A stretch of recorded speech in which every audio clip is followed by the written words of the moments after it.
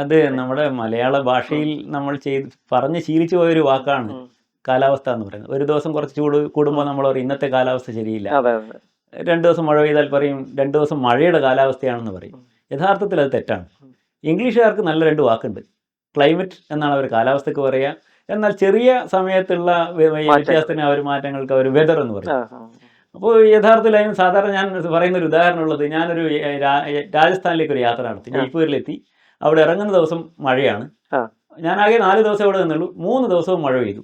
അപ്പൊ ഞാൻ ഇവിടെ വന്നിട്ട് എൻ്റെ സുഹൃത്തിനോട് പറയും രാജസ്ഥാനിലെ കാലാവസ്ഥ ഭയങ്കര മഴയുടെ കാലാവസ്ഥയാണ് എന്ന് പറഞ്ഞാൽ അത് ശരിയല്ലല്ലോ. എല്ലാവർക്കും അത് അറിയാം. രാജസ്ഥാൻ എന്ന് പറഞ്ഞാൽ പൊതുവെ ഒരു മരുഭൂമിയുള്ള പ്രദേശമാണ്.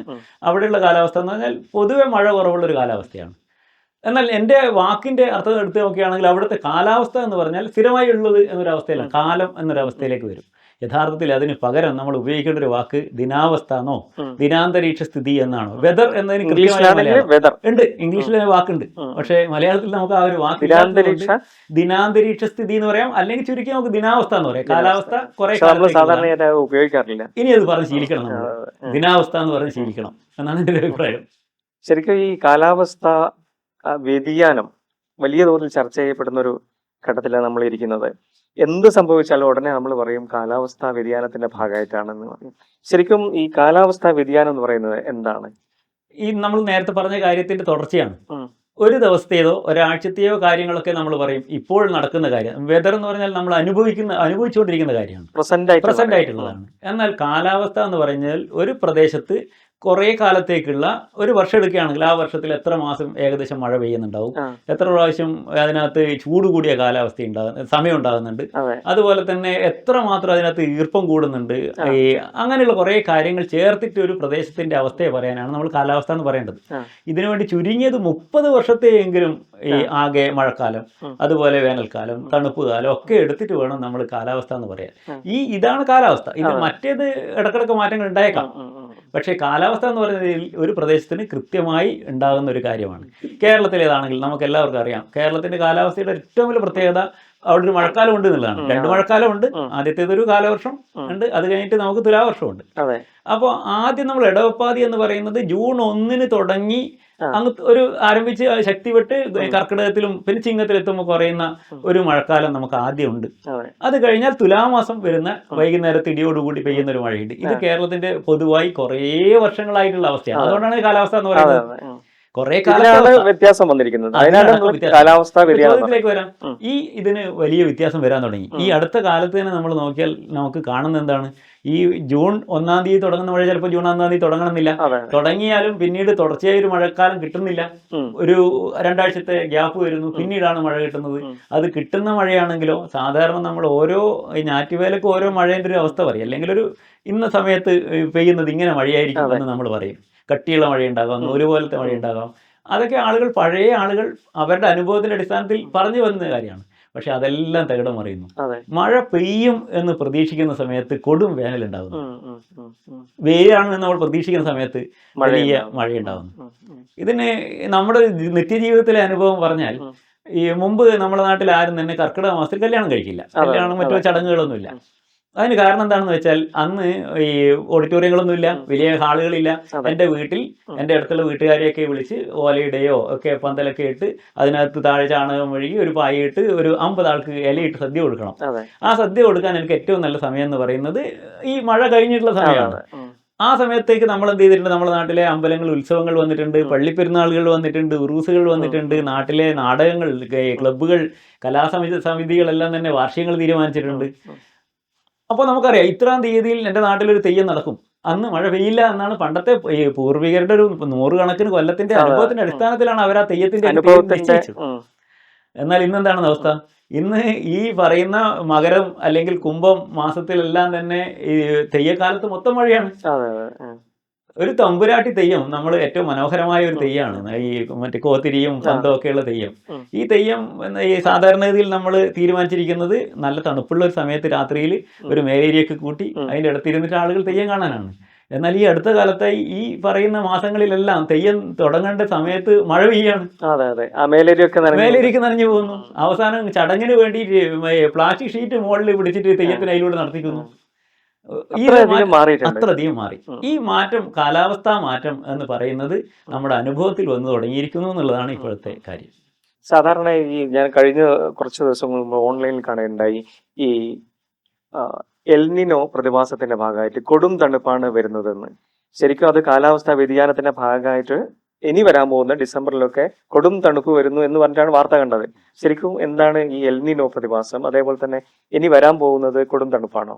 ഇതില് ഈ എൽനിനോ എന്ന് പറയുന്നത് സമുദ്ര അന്തരീക്ഷത്തിൽ ഉണ്ടാകുന്ന, സമുദ്ര ജലോപരിതലത്തിൽ ഉണ്ടാകുന്ന താപത്തെ നിയന്ത്രിക്കുന്ന ഒരു കാറ്റിന്റെ ഗതിയെ കുറിച്ചാണ് നമ്മൾ പറയുന്നത്. ഇത് പസഫിക് സമുദ്രത്തിലാണ് ഇതാദ്യമായി ശ്രദ്ധയിൽപ്പെടുന്നത്. പൊതുവെ ഈ പസഫിക്കിന്റെ ഇത് മുമ്പേ ഉള്ളതാണ്. പക്ഷെ ആളുകൾ ഈ കുറച്ച് കൊല്ലങ്ങൾക്ക് മുമ്പാണ് പെറു എന്ന് പറയുന്ന രാജ്യത്തിന്റെ തീരത്തേക്ക് വരുന്ന കാറ്റിനെ നോക്കിയിട്ട് അവിടുത്തെ ഈ മത്സ്യത്തൊഴിലാളികളാണ് ഇത് ഒരു വലിയൊരു മാറ്റം ഉണ്ടായിക്കൊണ്ടിരിക്കുന്നു എന്ന് അവർ ശ്രദ്ധിക്കുന്നത്. ഈ എൽ നിനോ എന്ന് പറഞ്ഞാൽ ചെറിയ കുട്ടി എന്നാണ്. അപ്പൊ ഈ ചെറിയ കുട്ടി അത് പെറുവിലെ ഒരു സ്പാനിഷ് ഭാഷയിലാണ് വരുന്നത്. ഇതിന്റെ ഒരു കാര്യം എന്ന് വെച്ചാൽ പെറുവിലെ ഈ മത്സ്യത്തൊഴിലാളികൾ ക്രിസ്മസിനോടനുബന്ധിച്ച സമയത്ത് ഡിസംബർ മാസം ആകുമ്പോഴേക്ക് അവിടുത്തെ ചൂട് കൂടുന്നു എന്ന് അവർ കണ്ടെത്തി. അപ്പോൾ ഉണ്ണിയേശു വരുന്നതുകൊണ്ട് അവരെ എതിരേൽക്കാൻ വേണ്ടിയുള്ള ചൂട് കൂടുന്നു എന്നാണ് ഇവർ പറയുന്നത്. അത് ഉണ്ണിയേശു, ഈ ചെറിയ കുട്ടി, സ്മോൾ ബോയ് എന്ന് പറയുന്ന ഉണ്ണിയേശുവായിട്ടാണ് അവർ സങ്കല്പിക്കുന്നത്. ആ പേര് കൊണ്ടാണ് എൽ നിനോ എന്ന പേര് വന്നത്. ഇത് ഉണ്ടാകുന്നത് നമുക്ക് എല്ലാവർക്കും അറിയുന്ന ഒരു കാര്യമാണ്. ഈ വെള്ളം മെല്ലെ ചൂട് പിടിക്കും, മെല്ലെ തണുക്കും. കര വേഗം ചൂട് പിടിക്കും, വേഗം തണുക്കും. ഈ കടലിലെ അന്തരീക്ഷത്തിൽ നമുക്കറിയാം വെയിൽ അടിക്കുന്നു, ആ വെള്ളത്തിലെ ചൂട് പിടിപ്പിക്കും, അത് രാത്രിയിൽ ഇങ്ങനെ ചൂട് മെല്ലെ മെല്ലെ വിട്ടുകൊടുത്ത് അങ്ങനെ പോകുകയാണ്. അതുകൊണ്ട് തന്നെ പൊതുവെ ഈ കടലിന്റെ ടെമ്പറേച്ചറും കരയിന്റെ ടെമ്പറേച്ചറും തമ്മിൽ വ്യത്യാസം ഉണ്ടാകും. അതുകൊണ്ടാണ് കാറ്റുകൾ ഉണ്ടാകുന്നത്, അങ്ങോട്ടും ഇങ്ങോട്ടും കാറ്റുകൾ ഉണ്ടാകുന്നത്, കടൽ കാറ്റ് ഉണ്ടാകുന്നത്. ഈ കര ചൂട് പിടിച്ചു, അപ്പോൾ ആ സമയത്ത് ഇവിടെ വികസിക്കുമ്പോൾ ഇവിടത്തേക്ക് അവിടുന്ന് കാറ്റടിക്കും. ഈ കടൽ വികസിക്കുമ്പോൾ ഇവിടുന്ന് അങ്ങോട്ടേക്ക് കാറ്റടിക്കും. അത് സാധാരണ ഉണ്ടാകുന്നതാണ്. എന്നാൽ ഇതിൽ സാധാരണ ഉള്ളതിൽ നിന്ന് വ്യത്യാസമായി ഒരു 5-6 വർഷങ്ങൾക്കിടയിൽ ഒരു വലിയ തോതിലുള്ള മാറ്റം താപത്തിൽ ഉണ്ടാവും. അപ്പൊ അതിനെയാണ് ഇവർ എൽ നിനോ എന്ന് വിളിക്കുന്നത്. ഇതുണ്ടാകുമ്പോൾ ഉണ്ടാകുന്ന ഒരു പ്രത്യേകത എന്ന് വെച്ചാൽ ചില ഭാഗത്ത് ഭൂമിയിൽ ശരാശരി അന്തരീക്ഷോഷ്മാവ് എന്ന് പറയുന്നത് മൊത്തത്തിൽ ഈ ഏറ്റവും തണുത്തുറഞ്ഞ് കിടക്കുന്ന ഈ ഐസ് കട്ടയുള്ള സ്ഥലമുണ്ട്, ഏറ്റവും ചൂട് പിടിച്ച് കിടക്കുന്ന മരുഭൂമിയുണ്ട്. 45 ഡിഗ്രി ഒക്കെ ഉള്ള മരുഭൂമി, 50 ഡിഗ്രിയുള്ള മരുഭൂമിയുണ്ട്, മൈനസിൽ കിടക്കുന്ന ഈ കുറേ പ്രദേശങ്ങളുണ്ട് ഐസ് കട്ടയുള്ള ധ്രുവ പ്രദേശമൊക്കെ. ഇതിനെല്ലാം ചേർത്ത് ഭൂമിയുടെ ആകെ അന്തരീക്ഷത്തിന്റെ ഊഷ്മാവ് എന്ന് പറയുന്നതാണ് ശരാശരി ഊഷ്മാവ്, ഗ്ലോബൽ ടെമ്പറേച്ചർ എന്ന് പറയും നമ്മൾ, ആവറേജ് ടെമ്പറേച്ചർ. ഈ ടെമ്പറേച്ചർ എന്ന് പറയുന്നത് ഏകദേശം 15 ഡിഗ്രിയാണ്. 15 ഡിഗ്രിയിലാണ് നമ്മൾ സെറ്റ് ചെയ്തിരിക്കുന്നത് പറയുന്നത്. അപ്പോൾ ഇതിൽ വ്യത്യാസമാകാവുന്ന രീതിയിൽ വലിയൊരു മാറ്റം കടലിന്റെ ഇത് ചൂട് പിടിച്ചുകൊണ്ടുണ്ടാവും. അപ്പോൾ ഇതിനെ നമ്മൾ എൽ നിനോ എന്ന് പറയും. ഇത് ഉണ്ടായിക്കഴിഞ്ഞാൽ ലോകത്താകെ ഇത് ബാധിക്കും. ഈ പസഫിക്കിലാണ് ഈ മാറ്റം ഉണ്ടാകുന്നത്, പക്ഷേ അത് ഇതിന്റെ ഒരു ഭാഗത്തുള്ള അമേരിക്കയുടെ ഭാഗത്തേക്ക് പോകും, ഈ ഭാഗത്ത് ഏഷ്യയുടെ ഭാഗത്തേക്ക് ഇങ്ങോട്ട് വരും, ഇന്തോനേഷ്യ ഫിലിപ്പീൻസിന്റെ ഭാഗത്തേക്കും ഇത് വരും. അപ്പോൾ ഒരു ഭാഗത്ത് ചൂട് പിടിക്കുകയും പെറുവിന്റെ ഒക്കെ ഭാഗത്ത് ചൂട് പിടിക്കും, ഇപ്പുറത്തെ ഭാഗത്ത് തണുക്കും. എന്ന് പറയുന്ന പ്രതിഭാസം കൊണ്ട് ചൂട് കൂടുകയാണോ ചെയ്യാൻ? ഒരു ഭാഗത്ത് ചൂട് കൂടുകയോ ഒരു ഭാഗത്ത് തണുപ്പുണ്ടാകും.